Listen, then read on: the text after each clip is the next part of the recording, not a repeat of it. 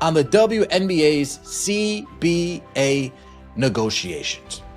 Breanna Stewart, Vice President of the WNBA Players Association, said Thursday that the league and players union will not agree to another collective bargaining agreement extension at Friday's deadline, meaning both parties would instead. January 9th came and went. No deal, no extension. And now the WNBA finds itself in what they're calling a status quo period. But here's what that really means.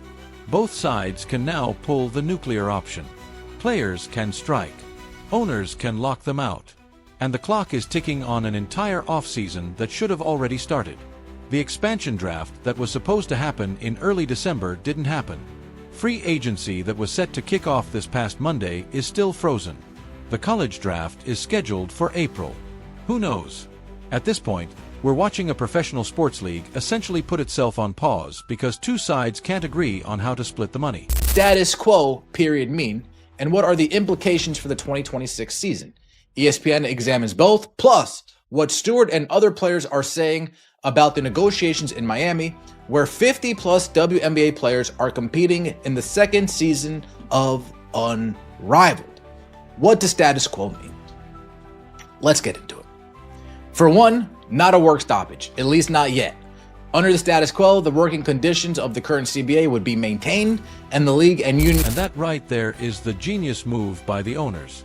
They're not locking anyone out. They're sitting back, hands open, saying, "We're ready to negotiate whenever you are." Meanwhile, the players have strike authorization sitting in their back pocket like it's some kind of trump card. But here's the problem with that strategy. Timing matters. The season's over. Caitlin Clark is rehabbing her injury. Viewership has dropped off a cliff, like it does every off-season. So, what exactly does a strike accomplish right now? You threaten to not play games when there are no games scheduled. That's not leverage. That's theater. The owners understand the optics game better than the players do right now. If they locked the players out, every WNBA player with an Instagram account would be posting tearful stories about how the big bad owners are keeping them from playing. The narrative would flip overnight. So instead, they're letting the players hold the bag on this one. The league has not been contemplating a lockout, but a strike has been considered for the players. So the league not contemplating a lockout shows their good faith. The players saying, you know what, we're going to strike, shows the bad faith of the players. I think this is a good move for the owners, actually. They can kick their feet up, look good, and if the players want to strike, it's just a dash. Let's talk about what's actually on the table because the numbers matter here. The league's latest proposal from early December includes players receiving roughly 70% of net revenue. Now, sources say that translates to less than 15% of total league revenue, which is where the players are getting frustrated. But here's what else is in that offer. The salary cap jumps from $1.5 million to $5 million. Maximum player salaries hit $1.3 million before revenue sharing kicks in. When you factor in the revenue sharing model the league proposed, max salaries could reach $2 million and average salaries could hit $780,000 over the life of the deal. Compare that to where things are now. The current max is around $240,000. So, we're talking about a fourfold salary increase for top players. That's not nothing. But the players' union looked at that offer and essentially said, not good enough. They submitted a counterproposal 2 weeks ago, and the league hasn't even responded because it wasn't significantly different from what they already rejected. Demands. The longer both sides go without a deal, the greater the likelihood that the league will need to conduct a condensed offseason where a two-team expansion draft, free agency, and the college draft all must occur within a few weeks or months. Last season, by contrast, an expansion draft was held in early December. Free agency took place from January 11th to February 1st, and the college draft was April 14th. Wow. Expansion draft early December, so we would have already had the expansion draft by now. Free agency is about to kick off Monday. Housing and cars. That's become one of the major sticking points nobody saw coming. The league apparently wants to eliminate the team-provided housing and vehicles that are currently part of the CBA. Their logic: we're quadrupling your salaries. You can afford your own apartment and your own car now, but the players are pushing back hard on this. And honestly, they might have a point here. Breanna Stewart said they're trying to take away something that benefits everyone across the board. And think about the logistics if you're making even $200,000 more per year. That doesn't mean you can suddenly find a landlord willing to sublease you an apartment for exactly 4 months. Most lease agreements don't work that way. You're stuck paying for housing you're not using for 8 months of the year. And what happens when a player gets traded mid-season? Now they're locked into a lease in a city they don't even play for anymore. One player told ESPN that if the league keeps housing in the deal, there might be room for the union to give ground on other areas. She said, quote, Huge thing. They can't get rid of that, a player told ESPN.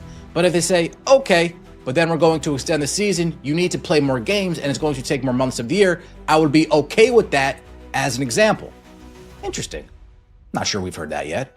Interesting. I wish I would know who they can put that name to. Paige Beckers added, think about that. Their gripe is 4 months. Okay, let's say we extend the season to 6 months plus postseason. We have a 7-month season, give or take. Now let's address the elephant in the room. Paige Booker is talking about what the players deserve in these negotiations, and I'm going to be blunt here because somebody needs to say it. Paige has zero leverage in these talks. She's a rookie who hasn't played a single WNBA game yet. She hasn't sold a single ticket to a WNBA arena. She hasn't moved the ratings needle even 1/10 of a point. Hearing her talk about once we think the other side has shown a little bit of compromise in meeting us halfway on what we deserve rings hollow when you look at what she's actually contributed to the league so far, which is nothing. She's trading on her college reputation and her UConn pedigree, but that doesn't translate to WNBA leverage. Compare that to someone like Caitlin Clark, who even as a rookie brought measurable value. Clark's games averaged over 1 million viewers. Her jersey became the top seller. Arenas sold out when her team came to town. That's tangible, quantifiable impact.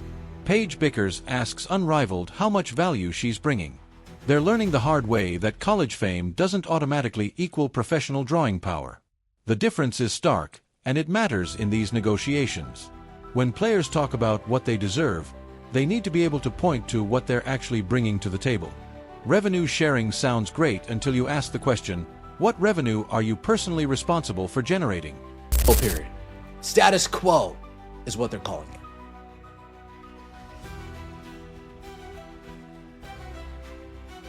Because the CBA expired without a replacement and the agreement prohibits either side from engaging in a work stoppage, status quo opens the door for a strike to be initiated by the players or a lockout. Here's where this gets really messy for the league. If the negotiations drag on much longer, we're looking at a condensed off-season. That would be absolute chaos. Imagine trying to fit the expansion draft, free agency, and the college draft into a span of just a few weeks or maybe 2 months. Last year, the expansion draft happened in early December. Free agency ran from January 11th through February 1st. The college draft was April 14th. That's a nice spread-out timeline that gives teams room to strategize, players time to make decisions, and media plenty of space to cover each event properly. But if we don't get a CBA done, all of that gets compressed into a frantic sprint where teams are making rush decisions, players are scrambling to figure out their futures, and the whole thing turns into the Wild West. Trades happening daily, signings announced hourly, and expansion draft picks being made on the fly.